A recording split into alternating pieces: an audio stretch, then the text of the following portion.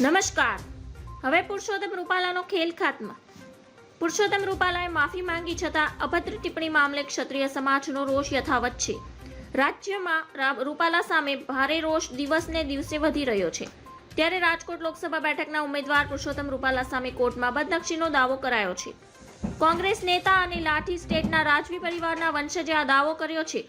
આદિત્યસિંહ ગોહિલે રાજકોટ જિલ્લામાં કોર્ટમાં રૂપાલા સામે બદનક્ષીનો દાવો કરતા મામલે વધુ ગરમાયો છે. પુરુષોત્તમ રૂપાલાએ ક્ષત્રિય સમાજ વિશે અભદ્ર ટિપ્પણી કરતા ક્ષત્રિય સમાજ રોષે ભરાયો છે. રાજ્યમાં રાજપૂત સમાજ દ્વારા આવેદન આપી વિરોધ કરવામાં આવી રહ્યો છે. તેમજ ચૂંટણીમાં ગંભીર પરિણામો ભોગવવા પડશે તેવી ચીમકી રાજપૂત અગ્રણીઓએ આપી છે. પુરુષોત્તમ રૂપાલાએ પોતાના ચૂંટણી પ્રચાર દરમિયાન રાજકોટ ખાતે વાલ્મીકી સમાજના એક સ્નેહ મિલન સમારોહમાં સભા સંબોધતી વખતે આપેલા નિવેદન અંગે તાજેતરમાં વિડીયો જોઈને જાહેરમાં માફી માંગવી પડી હતી. પરંતુ રાજપૂત સમાજના રૂપાલાના વિવાદિત નિવેદનને લઈને રોષ હજી સુધી યથાવત છે. અભદ્ર નિવેદન વિરુદ્ધ ઊંઝા પોલીસ મથકમાં ફરિયાદ દાખલ કરવા માટે અરજી કરવામાં આવી છે. ધન્યવાદ. જય હિન્દ.